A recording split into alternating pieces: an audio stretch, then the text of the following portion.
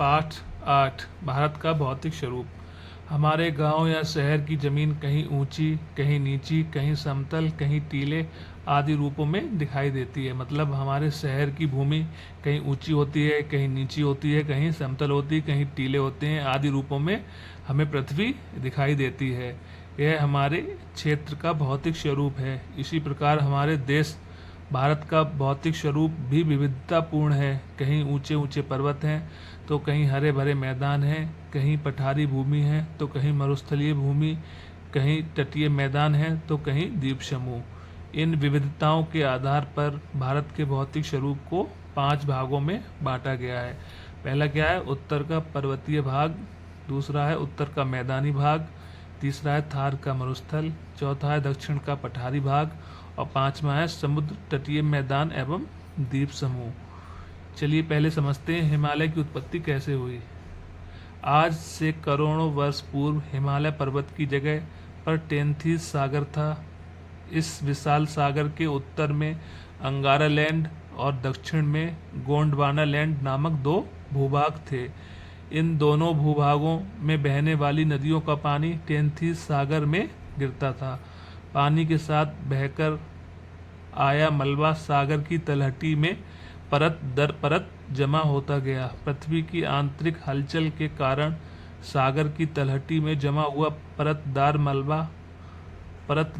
मलबा मोड़दार पर्वत के रूप में ऊपर उठता गया, जिससे विश्व की सबसे ऊंची पर्वत श्रृंखला हिमालय का निर्माण हुआ। इसलिए हिमालय को कौन सा पर्वत बोलते हैं? मोड़दार पर्वत। हिमालय कैसा पर्वत है? मोड़दार पर्वत। चलिए समझते हैं। पहला क्या है? उत्तर का पर्वतीय भाग। उत्तर का पर्वतीय भाग, उत्तर दिशा में ही हमारा हिमालय स्थित है। भारत की उत्तरी सीमा पर एक विशाल पर्वत श्रृंखला है, जो पश्चिम में जम्मू कश्मीर से लेकर पूरब में अरुणाचल प्रदेश तक विस्तृत है। पश्चिम में इसकी चौड़ाई अधिक और पूरब में कम है। इसे हिमालय के नाम से जाना जाता है। हिमालय का अर्थ है हिम प्लस आलय, अर्थात बर्फ का घर। उत्तर के पर्वतीय क्षेत्र को 4 समानांतर श्रेणियों में बांटा गया है। पहली श्रेणी कौन सी है? ट्रांस हिमालय। मतलब हिमालय को कितनी श्रेणियों में बांटा गया है? 4 समानांतर श्रेणियों में बांटा गया है। पहला है ट्रांस हिमालय, जिसको बोलते हैं हिमालय पार क्षेत्र। यह हिमालय पर्वत के उत्तर में स्थित है। यह हिमालय पर्वत के उत्तर में स्थित है। इसमें मुख्यतः काराकोरम, लद्दाख एवं कैलाश पर्वत श्रेणियां सम्मिलित हैं। यहाँ का सर्वोच्च पर्वत शिखर काकोरम श्रेणी पर स्थित केटू है, जिसकी ऊंचाई समुद्र तल से 8611 मीटर है। तो मतलब केटू पहाड़ी कहाँ पर है? किस श्रेणी में है केटू? काराकोरम श्रेणी में। सर्वोच्च पर्वत शिखर काराकोरम श्रेणी पर स्थित है। यहाँ का सर्वोच्च पर्वत शिखर कौन सा है? केटू। यह किस श्रेणी में आता है? काराकोरम श्रेणी में। इसकी ऊंचाई कितनी है? समुद्र तल से 8611 मीटर। नेक्स्ट देखते हैं हिमाद्री श्रेणी। यह हिमालय की सबसे उत्तरी पर्वत श्रृंखला है। इसे बृहद हिमालय या हिमाद्री कहते हैं। इस श्रृंखला में विश्व के ऊंचे ऊंचे शिखर हैं। संसार का सबसे ऊंचा पर्वत शिखर माउंट एवरेस्ट इसी श्रृंखला में स्थित है। माउंट एवरेस्ट की ऊंचाई समुद्र तल से 8850 मीटर है। इस श्रृंखला पर अनेक हिमनद हैं, जिनसे कई नदियां निकलती हैं। हिमाचल श्रेणी। यह हिमाद्री श्रृंखला के दक्षिण में स्थित श्रृंखला है। इसे मध्य हिमालय के नाम से भी जानते हैं। इस श्रृंखला में श्रीनगर, शिमला, कुल्लू, डलहौजी, नैनीताल, अल्मोड़ा, दार्जिलिंग जैसे अनेक आकर्षक एवं रमणीक पर्यटक स्थल हैं। पश्चिम में हिमाद्री और हिमाचल श्रृंखला के बीच कश्मीर की रमणीक घाटी बन गई है। यहाँ की डल झील पर्यटकों के आकर्षण का केंद्र है। श्रीनगर, शिमला, कुल्लू, डलहौजी, नैनीताल, अल्मोड़ा, दार्जिलिंग, यहाँ काफ़ी लोग घूमने जाते हैं। यह किस श्रेणी में आती है? हिमाचल श्रेणी में। इसे मध्य हिमालय के नाम से भी जानते हैं। हिमाचल श्रेणी में कौन कौन से शहर आते हैं? श्रीनगर, शिमला, कुल्लू, डलहौजी, नैनीताल, अल्मोड़ा, दार्जिलिंग। जैसे अनेक आकर्षक एवं रमणीक पर्यटक स्थल इसी हिमाचल श्रेणी में आते हैं। नेक्स्ट देखते हैं शिवालिक श्रेणी। यह हिमालय की सबसे दक्षिण में स्थित श्रृंखला है। इसे उप हिमालय भी कहते हैं। यह कम ऊंचाई की श्रृंखला है। इस पर घने वन पाए जाते हैं। सोचो हिमालय पर्वत से हमें क्या क्या लाभ हैं। चलिए समझते हैं। हिमालय पर्वत भारत के उत्तर में पश्चिम से पूर्व दिशा तक एक पहरेदार के रूप में स्थित है। यह बाह्य आक्रमण से भारत की रक्षा करता है। यह उत्तर की ओर से आने वाली ठंडी हवाओं को रोककर हमारी जलवायु को शुष्क और ठंडी होने से बचाता है। साथ ही दक्षिणी मानसून के समय आने वाली मानसूनी हवाओं के मार्ग में बाधा उत्पन्न कर वर्षा कराने में सहायक है। विभिन्न रोगों के उपचार के लिए हिमालय पर्वत से हमें अनेक जड़ी बूटियां प्राप्त होती हैं। हिमालय पर्वत पर अनेक रमणीक स्थल हैं जो पर्यटन को बढ़ावा देकर हमारी अर्थव्यवस्था को मजबूत करते हैं। दूसरा क्या है भाग, उत्तर का मैदानी भाग, भाबर एवं तराई। हिमालय से उतरकर मैदान की ओर आने वाली नदियां अपने साथ बड़े बड़े बोल्डर, कंकड़, पत्थर एवं अन्य अवसाद बहाकर लाती हैं। नदी द्वारा शिवालिक के सहारे 8 से 16 किलोमीटर की चौड़ाई में इन अवसादों का निक्षेपण किया जाता है। इसे भाबर कहते हैं। यहाँ नदियाँ पत्थरों एवं अन्य अवसादों के नीचे विलुप्त हो जाती हैं। आगे ये नदियाँ पुनः धरातल पर दिखाई देती हैं। भाबर के सहारे एक नम एवं दलदली क्षेत्र का निर्माण होता है। इसे तराई कहते हैं।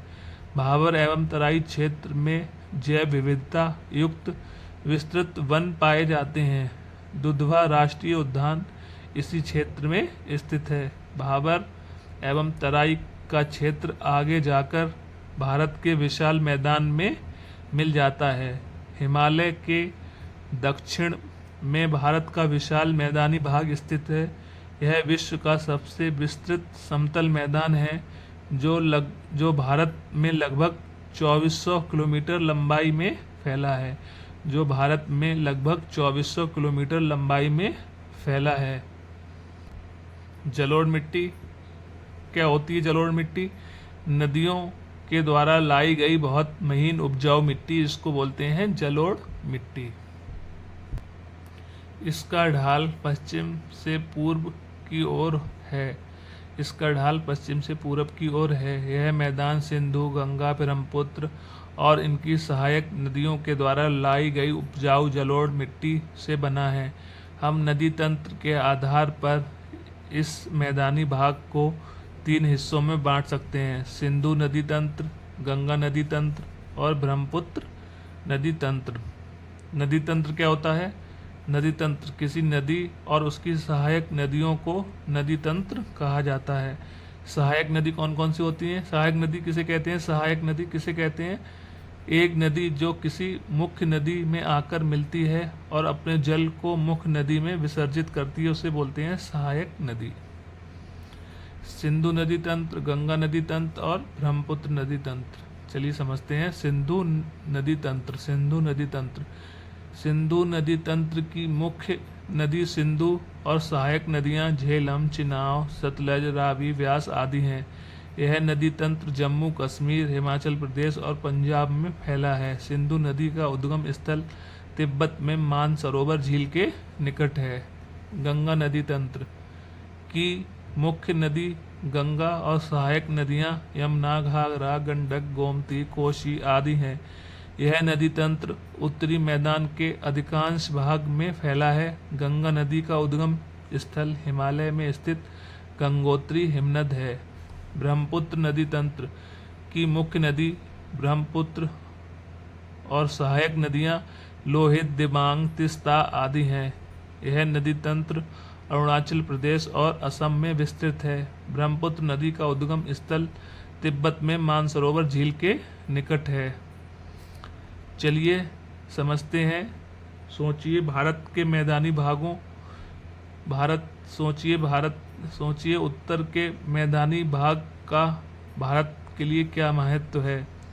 नदियों द्वारा लाई गई मिट्टी से बने ये मैदान कृषि के लिए उपजाऊ भूमि प्रदान करते हैं। फलस्वरूप यहाँ कृषि एवं पशुपालन पर आधारित उद्योगों का विकास हुआ है। भूमि के समतल होने के कारण यहाँ सड़क व रेल परिवहन का विकास अपेक्षाकृत आसानी से हुआ है। नदियों का क्षेत्र होने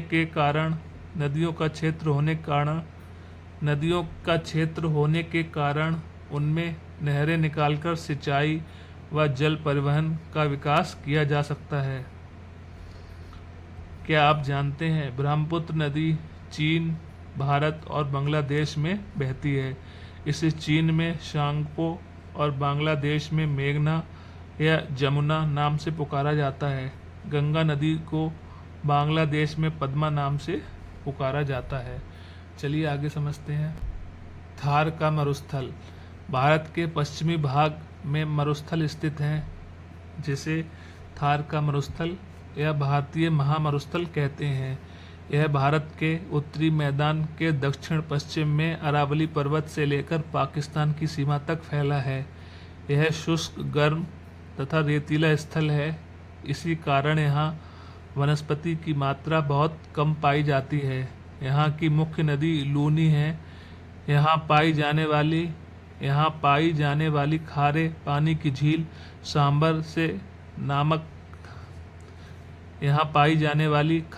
की झील सांबर में नमक का उत्पादन किया जाता है। दक्षिण का पठारी भाग। चौथा क्या है? दक्षिण का पठारी भाग। उत्तर के विशाल मैदान तथा तटीय भागों के बीच दक्षिण का पठार या प्रायद्वीपीय पठार स्थित है। यह पठार प्राचीन कठोर रवेदार चट्टानों से मिलकर बना है। इसकी आकृति त्रिभुजाकार है। इसका धरातल काफ़ी ऊंचा नीचा है। इस क्षेत्र में कई पहाड़ी श्रृंखलाएं तथा घाटियां स्थित हैं। यह पठार उत्तर पश्चिम में अरावली पर्वत, उत्तर में विंध्य एवं सतपुड़ा पर्वत श्रृंखलाओं तथा दक्षिण में पूर्वी एवं पश्चिमी घाटों से घिरा है। दक्षिण के पठार को हम कई उप विभागों में बांट सकते हैं, जिनमें प्रमुख है मलवा का पठार, छोटा नागपुर का पठार और दक्कन का पठार। मलवा का पठार दक्षिण के पठार के पश्चिमी भाग में मालवा का पठार स्थित है। यह उत्तर की ओर ढालदार है और अंततः उत्तर के मैदानी भागों में मिल जाता है। यमुना नदी की कुछ सहायक नदियां जैसे चंबल, बेतवा आदि का यह उद्गम स्थल इसी पठार पर है। चंबल बेतवा आदि का यह उद्गम स्थल इसी पठार पर है। छोटा नागपुर पठार दक्षिण के पठार के उत्तर पूर्वी भाग में छोटा नागपुर पठार स्थित है। यह क्षेत्र लोहा और कोयला जैसे खनिजों से समृद्ध है। दक्कन का पठार विंध्य एवं सतपुड़ा पर्वत श्रृंखलाओं के दक्षिण में दक्कन का पठार स्थित है। इसका ढाल पश्चिम से पूरब दिशा की ओर है। यहाँ पर पूरब की ओर बहने वाली अनेक नदियाँ जैसे महानदी, गोदावरी, कृष्णा, कावेरी आदि जो बंगाल की खाड़ी में अपना जल का विसर्जन करती हैं, किंतु नर्मदा एवं तापी नदियों का बहाव पश्चिम की ओर है और वह अपने जल का विसर्जन अरब सागर में करती हैं। पश्चिमी घाट सह्याद्री का विस्तार एक समान है, जबकि पूर्वी घाट बीच बीच में कटा छटा है। चलिए आगे समझते हैं। पठारी भाग का क्या महत्व है, चलिए समझते हैं। दक्षिण के पठार की प्राचीनतम शैलों में अधिकांश खनिज पाए जाते हैं। तीव्र ढालयुक्त होने के कारण प्रायद्वीपीय पठार में जल विद्युत उत्पादन केंद्रों की स्थापना सहज संभव है। इस पठार में सागौन, चंदन तथा अन्य बहुमूल्य वृक्ष पाए जाते हैं। यहाँ के पर्वत दक्षिण पश्चिम मानसून को रोककर पश्चिमी तट पर वर्षा में सहायक हैं। पांचवा क्या है? तटीय मैदान एवं द्वीप समूह। पश्चिमी घाट के पश्चिम में तथा पूर्वी घाट के पूरब में तटीय मैदान स्थित हैं। पश्चिमी तटीय मैदान संकरे हैं, जबकि पूर्वी तटीय मैदान अपेक्षाकृत चौड़े हैं। पश्चिमी तटीय मैदान में कोई बड़ी नदी नहीं है, जबकि पूर्वी तटीय मैदान में महानदी, गोदावरी, कृष्णा और कावेरी नदियां बहती हुई बंगाल की खाड़ी में गिरने से पूर्व डेल्टा का निर्माण करती हैं। पूर्वी तटीय मैदान की मुख्य झीलें चिल्का, कोलेरू और पुलिकट आदि हैं। डेल्टा किसे कहते हैं? समुद्र में मिलने से पहले धरातल के कम ढाल एवं नदी के वेग में कमी के कारण नदी का जल कई शाखाओं में बंटकर बहने लगता है। यह त्रिभुजाकार भूभाग को डेल्टा कहलाता है। यह त्रिभुजाकार भूभाग ही डेल्टा कहलाता है। गंगा एवं ब्रह्मपुत्र नदियां विश्व के सबसे बड़े डेल्टा सुंदरवन का निर्माण करती हैं। भारत के 2 द्वीप समूह हैं, लक्षद्वीप और अंडमान और निकोबार द्वीप समूह। लक्षद्वीप द्वीप समूह अरब सागर में स्थित है। यह मूंगे से बने हैं। इस द्वीप समूह में अनेक छोटे छोटे द्वीप हैं।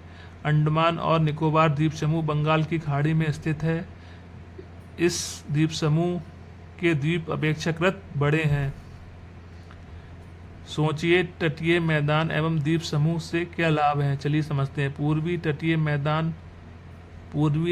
मैदान बहुत उपजाऊ हैं, जहां धान की अच्छी उपज होती है। पश्चिम तटीय मैदान में मसाले, नारियल तथा रबड़ की खेती की जाती है। भारत के व्यापार, पर्यटन एवं सुरक्षा की दृष्टि से द्वीप समूहों का विशेष महत्व है।